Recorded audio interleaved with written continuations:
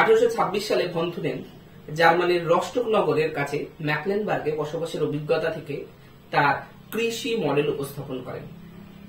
তিনি লক্ষ্য করেন কেন্দ্রীয় বাজার এলাকার চারিদিকে কিভাবে কৃষি বলয়ের ক্রমবিকাশ ঘটে। সম্ভবত তিনি প্রথম এই কৃষির যে ভূমি ব্যবহার তার উপর মডেল উপস্থাপন করেন। তার দুটি তত্ত্ব ক্রপ থিওরি এবং ক্রপ ইন্টেন্সিটি থিওরি। বাজার থেকে দূরত্ব বৃদ্ধির সঙ্গে সঙ্গে কিভাবে ভূমির ব্যবহারের বিন্যাস পরিবর্তন হয় তারই বিশ্লেষণ করাই ভনথুনেনের মূল উদ্দেশ্য ছিল। তিনি এদিক থেকে দুটি মডেলের উপস্থাপন করেন। 1 নম্বর মডেলে তিনি বলেছেন বাজার থেকে দূরত্ব বৃদ্ধির সঙ্গে সঙ্গে নির্দিষ্ট শস্যের উৎপাদনের প্রবণতা হ্রাস পায়, এবং দ্বিতীয় মডেলে তিনি বলেছেন বাজার থেকে দূরত্ব বৃদ্ধির সঙ্গে সঙ্গে ভূমির ব্যবহারের প্রকারভেদেও তারতম্য দেখা যায়। তিনি অন্যান্য যেসব তত্ত্ব এবং তত্ত্বের যেসব শর্ত আরোপ করে, এখানে ভনথুনেন তার তত্ত্বতেও কিছু শর্ত বা আগাম শর্ত বা প্রিমিসেস তিনি দিয়ে রেখেছেন। তিনি প্রথমে এখানে বলা হয় যে তিনি ওই এলাকাটাকে আইসোলেটেড স্টেট রূপে বর্ণনা করেছেন, অর্থাৎ কৃষি এলাকার কেন্দ্রে একটি মাত্র নগর থাকবে এবং ওই নগর বিশ্বের অন্যান্য জায়গা থেকে বিচ্ছিন্ন থাকবে। ওই কৃষি এলাকায় উদ্বৃত্ত পণ্য বিক্রয়ের একমাত্র কেন্দ্র হলো ওই নগর, অর্থাৎ নগর হচ্ছে ওই এলাকার একমাত্র সরবরাহ কেন্দ্র। বাজারে সকল কৃষক একটা নির্দিষ্ট সময় একটা বিশেষ ফসলের জন্য একই দাম পাবে। কৃষি এলাকাটির প্রাকৃতিক পরিবেশ একই রকম হবে, সমভূমির উপর দিয়ে যাতায়াতের কোনো প্রাকৃতিক অন্তরায় থাকবে না। এখানে একই ধরনের পরিবেশ বলতে এখানে ভূপ্রাকৃতি হোক এবং জলবায়ু হোক, সমস্ত দিক থেকে কিন্তু একই ধরনের কথা বলা হয়েছে। ওই এলাকায় বসবাসকারী সকল কৃষক হবে ইকোনমিক ম্যান। ইকোনমিক ম্যান মানে তাদের আশা হবে যে যথেষ্ট লাভ করা, অর্থাৎ লাভ ব্যাপারটা বুঝবে এবং বাজারে কি ধরনের দ্রব্যের চাহিদা থাকবে তার একটা ধারণা তাদের মধ্যে থাকবে। ওই স্থানে একই প্রকারের যানবাহন থাকবে। সেই সময় কিন্তু এত বিভিন্ন ধরনের যানবাহন ছিল না, তাই তিনি অশ্বচালিত গাড়ির কথাই বলেছেন, এবং যানবাহনের খরচের মাত্রা দূরত্বের উপর নির্ভর করবে। শ্রমিকের মজুরি এবং দক্ষতা সমান হবে। কৃষি শ্রমিক ও কৃষকের মধ্যে অসম প্রতিযোগিতা এখানে কিন্তু থাকবে না। যে কোনো দ্রব্যের বাজার দাম সবসময় একই থাকবে। কোনো অবস্থাতেই অনেক সময় কি করে যে কৃষক মজুত করে, এখানে মজুত করে তার দাম বাড়িয়ে বেশি দামে বিক্রি করবে, এমন কিন্তু পরিস্থিতি সৃষ্টি হবে না। তো এই সমস্ত অ্যাজাম্পশনের উপর ভিত্তি করে তিনি তার তত্ত্ব প্রতিষ্ঠিত করেন। তো তার প্রতিষ্ঠিত তত্ত্বের আবার 3টে মূল নীতি রয়েছে। অর্থনৈতিক খাজনা বলতে গেলে আমরা যে ট্র্যাডিশনালি রেন্ট বুঝি, সেই রেন্ট কিন্তু এই রেন্টের সঙ্গে আলাদা। ইকোনমিক রেন্ট বা লোকেশনাল রেন্ট বা অর্থনৈতিক খাজনা সবই একই কথা।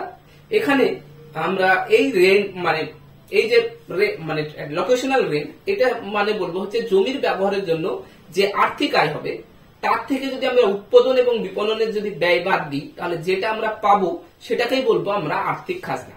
এখানে তিনি একটা সমীকরণের সাহায্যে এটা প্রকাশ করেন, LR equal to y into m minus c y td।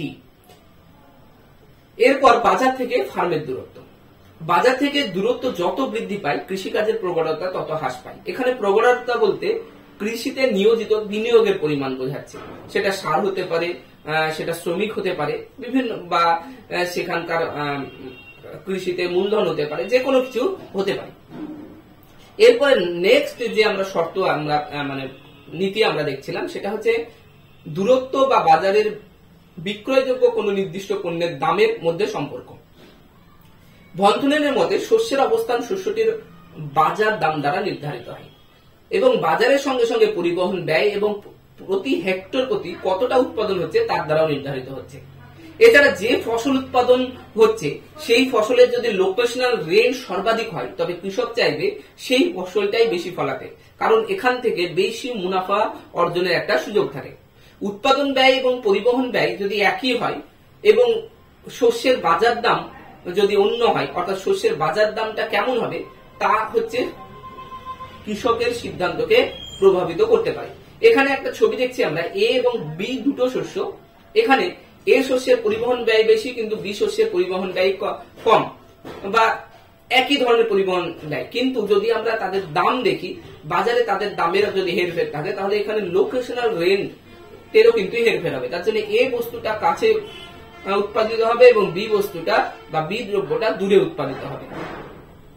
এরপরে তিনি ল্যান্ড ইউজের কথা বলেছেন। তো এই জোনগুলো নিয়ন্ত্রিত হবে কি দ্বারা?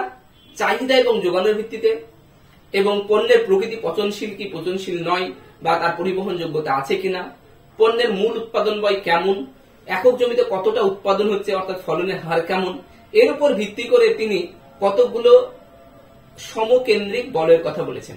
এখানে তিনি 6টি বলয়ের কথা কিন্তু উল্লেখ করেছেন।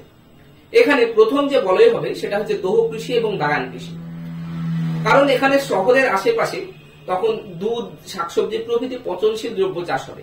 কারণ এই সমস্ত বিষয়গুলো যদি আমি দূরে চাষ করা হতো, তাহলে কিন্তু বাজারে আসতে গেলে এটা পচে যাবে। কারণ সেই সময় কোনো হিমঘর না থাকার জন্য দুধ এবং শাকসবজি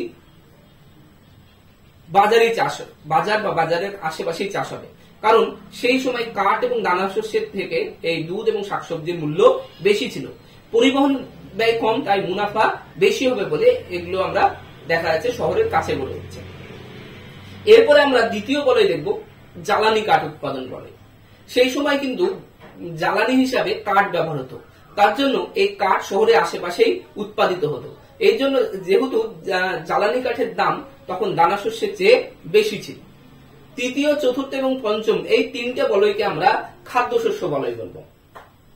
কারণ খাদ্যশস্য বলয় বলার কারণ কি, এখানে প্রধানত খাদ্যশস্য উৎপাদিত হয় এবং এখানে তিনটি বলয়, প্রথম বলয় যেটা তৃতীয় বলয়, সেখানে সাধারণত রাই চাষ হয় এবং এখানে কোনো পতিত জমি থাকবে না, এবং এখানে যে কৃষিকাজ খুব প্রগাঢ় ভাবে কিন্তু হয়ে থাকবে। চতুর্থ পর্যায়ে কি হবে? চতুর্থ পর্যায়ে পতিত জমি কিছু থাকবে। এখানে পতিত জমির পরিমাণ তিনি 14% কথা বলেছেন। বার্লি, ওটস প্রভৃতি উৎপাদন হবে এবং এখানে পশুচারণ একটা গুরুত্বপূর্ণ ভূমিকা পালন করবে। পরবর্তী আমরা পঞ্চম বলয় যদি দেখি, পতিত জমির পরিমাণ এখানে 1/3 হবে, অর্থাৎ 33% দখল করে থাকে। রাই, বার্লি, পশুখাদ্য এখানে চাষ হবে। এরপরে আছে ষষ্ঠ বলয়। ষষ্ঠ বলয় সবচেয়ে দূরে অবস্থিত হবে এবং এই বলয়ের হচ্ছে একমাত্র উৎপাদিত দ্রব্য হচ্ছে পনির। কারণ পনির দ্রুত পচে যায় না বলে এটার উপর পরিবহনের উপর বা দূরত্বের উপর তেমন কোনো প্রভাব পড়ে না। এছাড়াও বাজারে যে পশু মাংস হোক বা বিভিন্ন কারণের জন্য পশুকে পাঠাতে হতো, তো এখানে পশু পালন হবে এবং পশুগুলোকে এখানে হাটিয়ে নিয়ে যাওয়া হয় বাজারে। এবার হাটিয়ে নিয়ে যাওয়ার জন্য কিন্তু তাদের কোনো পরিবহন ব্যয় দিতে হয় না, এর জন্য খরচ কম হয়। এরপরে আমরা দেখব যে এখানে আরেকটা ব্যাপার আছে, এখানে লোকেশনাল রেঞ্জ কিন্তু খুব কম হবে এবং পতিত জমির পরিমাণও কিন্তু খুব বেশি থাকে। তো এই হলো 6টি বলয়। এর পরবর্তী সময়ে কিন্তু ভন থুনেন এই যে সমকেন্দ্রিক যে বলয়যুক্ত যে মডেলটা, তার কিন্তু মডিফিকেশনের কথাও বলেছেন।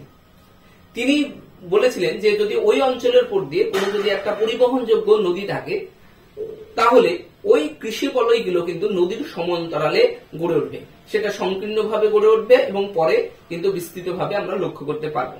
এছাড়াও আমরা যদি দেখি, ওখানে যদি কোনো অন্য একটা ছোট শহর থাকে, তাহলে কিন্তু সে নিজের একটা এলাকা গড়ে তুলবে ওই ছোট শহরটা। এবং যে সমকেন্দ্রিক বলয়, যে পূর্বেকার যে সমকেন্দ্রিক বলয় ছিল, যে পূর্বেকার শহরের সমকেন্দ্রিক বলয়, তাদের মধ্যেও কিন্তু একটা বিচ্যুতি ঘটবে। তো এই ছিল আমাদের ভন থুনেনের এগ্রিকালচার মডেল। এগ্রিকালচার মডেল বিভিন্ন দিক থেকে সমালোচিত হয়েছে, তবে সেই সময় এই ধরনের মডেল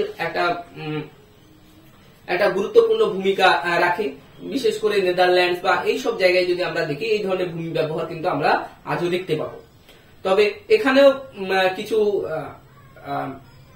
সমালোচনা আছে, কারণ তিনি যে ইকোনমিক ম্যানের কথা বলেছেন। সবসময় ইকোনমিক ম্যান বা সব দেশে মানে দেখা যাচ্ছে যে সব দেশে শিক্ষার প্রসার কম, সেখানে ইকোনমিক ম্যান হওয়া বা এটা একটা কঠিন ব্যাপার। তারপরে